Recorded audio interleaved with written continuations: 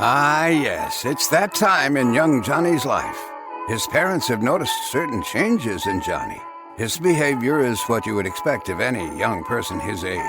He's entering a new stage of life, and they know that at this important stage, Johnny will face many new challenges and changes. So they've decided to sit him down and give him the talk. You know the one.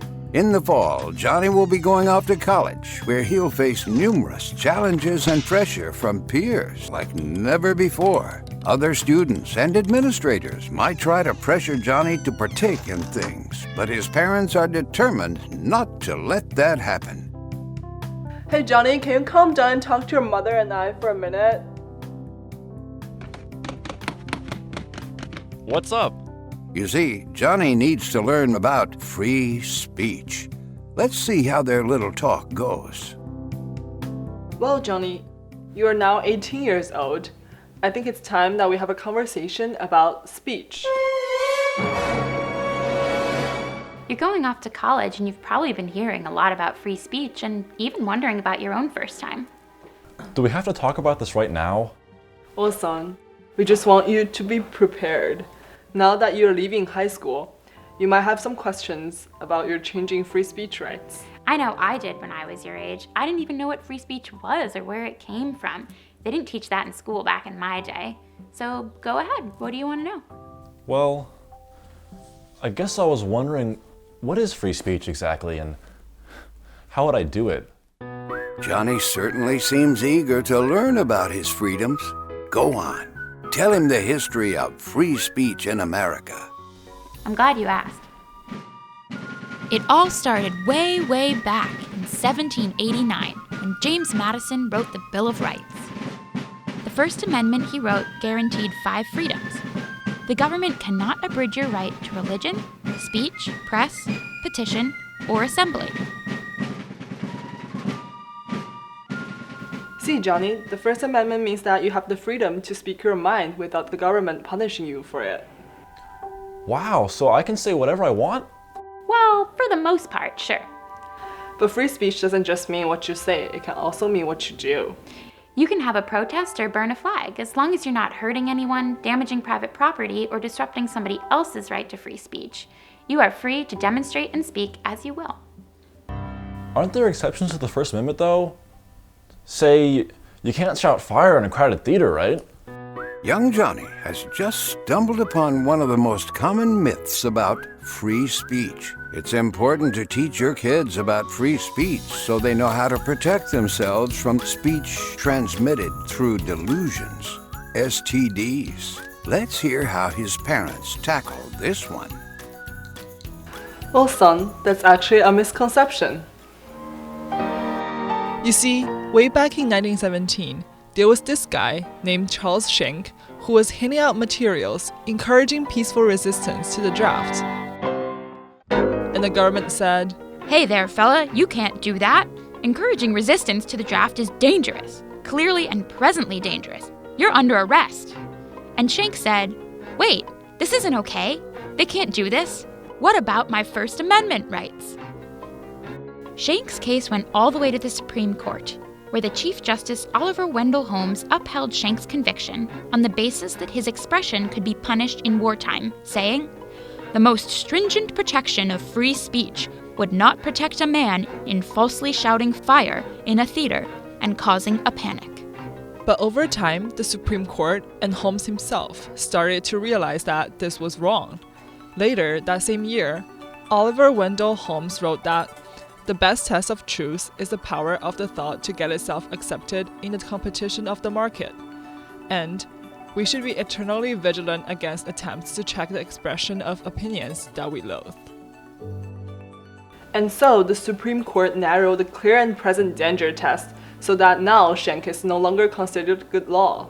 You see, simply saying that words create a clear and present danger isn't enough. The updated test says that unless speech attempts to incite imminent lawless action that's likely to succeed, that speech is protected under the First Amendment. But what about hateful or offensive speech? I mean, all my friends say that hate speech isn't free speech. Shouldn't colleges ban speech that people find offensive? Well, it depends on what you mean by hate speech. The same arguments that your friends used to justify banning hate speech can be used against them later on. Anyone can interpret anything to be hate speech if they disagree with it enough. While the First Amendment means protecting speech that you find offensive, it also means protecting your speech, which other people might find offensive. Well, what do you mean? Just a while ago, talking about our relationship was considered offensive speech. Universities used to compare funding LGBT groups on campus talking about sexuality to funding arsonists. Gee, I never knew that. If policies banning hate speech were kept in place, we never would have been able to voice our concerns. It was the First Amendment and its protection of all speech that allowed us to organize and push for equal rights. Well, golly, I never knew the First Amendment was so important to you two. You see, protecting controversial speech is one of the most important reasons that we had First Amendment. It protects those ideas not everyone agrees with. It also gives them a chance to compete with other ideas. Getting rid of speech about certain ideas isn't going to get rid of those ideas themselves. If there are going to be people on campus that you disagree with, it's better that you know they exist now rather than being blindsided by them later. Without freedom of speech, we would never be able to challenge ideas we don't like, and we might even lose an opportunity to learn something. If hate speech is protected, what are the exceptions to free speech? Yes, indeed. Free speech is a wonderful thing, but it's important not to be overzealous. Johnny's parents must discuss the dangers of unprotected speech, those forms of expression that aren't protected by the First Amendment. Hey, let's hear what the experts have to say. True threats are those statements where the speaker means to communicate a serious expression with the intent to commit an act of unlawful violence to an individual or group of individuals, and where a speaker directs a threat to a person or group of persons with the intent of placing the victim in fear of bodily harm or death. Obscenity. Obscenity is that which, taken as a whole, appeals to the prurient interest, is patently offensive, and lacks serious literary, artistic, political, or scientific value. Defamation. Defamation is defined as false communication, which is harmful to an individual's reputation, causes the general public to despise or disrespect them, or damages their business or employment. There are also other types of conduct that can be carried out, at least in part, through speech that aren't protected by the First Amendment, such as harassment. Harassment on college campuses mean unwelcome discriminatory conduct that is so severe, pervasive, and objectively offensive that the victim is effectively denied equal access to the institution's resources and opportunities. You also can't use your speech to censor somebody else's speech. Nobody likes a talk block. Well, I guess that all kind of makes sense. I'll make sure not to engage in any unprotected speech. Thank you for telling me about all this. We love you, Johnny. Oh, I love you too.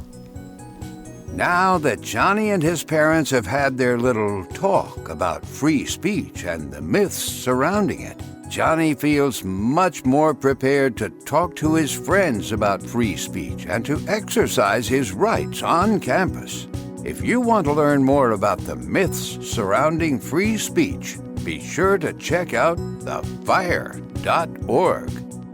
Thanks for watching, and so long.